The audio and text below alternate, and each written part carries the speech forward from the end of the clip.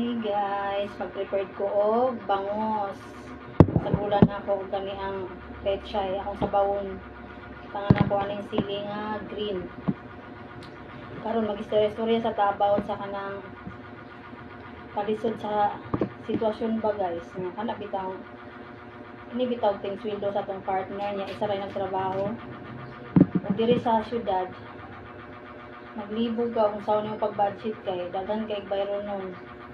Bayad sa balay, bayad sa tubig, bayad sa kuryente, plus budget pa nimo pamasahe mo trabaho or panggasolina, plus pagkaon pa.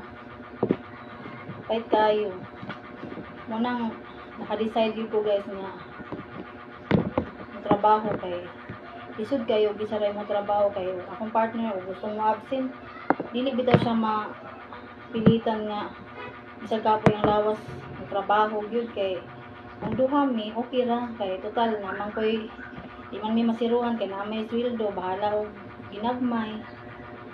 Importante lang ba nga makapahaway pud tong isa kay karon bitaw sa sitwasyon karon di na gyud lisod na gyud kayo ron nga isa ray magtrabaho kay anak kayong palitunon dili na gani usahay gusto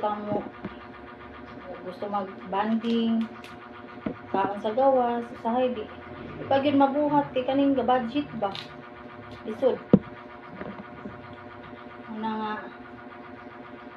panahon karon kalagahan ginato itong mga trabaho kay wala bitaw tay trabaho pait kayo ilalim yun lalim o gisaray magtrabaho labi na din nga naka sa syudad nagpuyo o sa probinsya okay ra walay problema kay kuan man kung panudan diha pwede man ka mang tanom o gulay diri di yun ka tanong asa man ka mananom diri dapita kung nangabang ra ka ilalim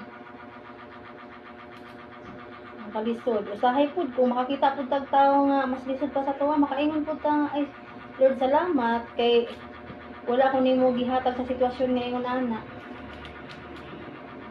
Di ba daghan kay mga realization ba sa katong kinabuhi usahay makahinuktok lang ta guys kay nabitang abi nato og kita ray gikapoy napaman pud ay mas labaw pa pud nga mas lisod pa sa tuwa.